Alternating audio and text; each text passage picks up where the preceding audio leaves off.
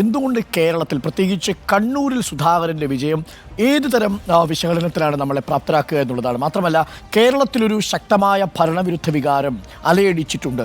അത് ഞാൻ സൂചിപ്പിക്കുന്നവരെ double anti incumbency, ഒരു ദ്വിമുഖമായിട്ടുള്ള ഭരണവിരുദ്ധ വികാരമുണ്ട്. ഒന്ന് കേന്ദ്ര സർക്കാരിനെതിരെയും ഒന്ന് സംസ്ഥാന സർക്കാരിനെതിരെയും. ഉണ്ണി ബാലകൃഷ്ണൻ, അത് തന്നെ ആയിരിക്കില്ലേ മുഖ്യമന്ത്രിയുടെ മണ്ഡലത്തിലടക്കം കാര്യമായ വോട്ട് വർദ്ധിപ്പിക്കാൻ LDF കഴിയാതെ പോയത്? ധർമ്മടത്തിൽ ആദ്യം പിന്നിലായിരുന്നു, പക്ഷേ ധർമ്മടത്ത് നേരിയ ഒരു പിന്തുണ മാത്രമാണ് MV ജയരാജന് ലഭിച്ചത്.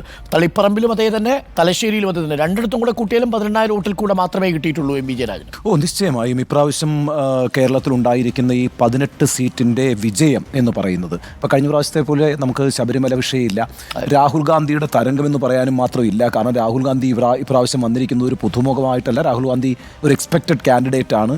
ആ അർത്ഥത്തിലൊക്കെ കോൺഗ്രസിന് അനുകൂലമായി രാഹുൽ ഗാന്ധി ശബരിമല വികാരം പ്രവർത്തിച്ചതുപോലെ 2019 സാഹചര്യം 2024 ഇല്ല.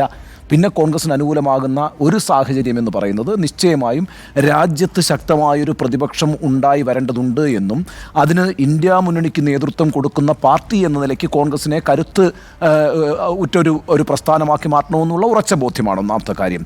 അതിനോടൊപ്പം പ്രവർത്തിച്ചിരിക്കുന്ന രണ്ടാമത്തെ കാര്യം CPM-നും അതുപോലെ തന്നെ CPM നേതൃത്വം കൊടുക്കുന്ന ഇടതുപക്ഷ സർക്കാരിനുമെതിരായിട്ടുള്ള വികാരം തന്നെയാണ്. There is a strong anti incumbency wave. അത് കേരളത്തിൽ ഒരു പ്രധാനപ്പെട്ട വിഷയം തന്നെയാണ്. ഈ രണ്ട് ഘടകങ്ങൾ കൂടി ചേർന്നുകൊണ്ടാണ് ഈ പ്രാവശ്യം ഇത്രയും വലിയ വിജയം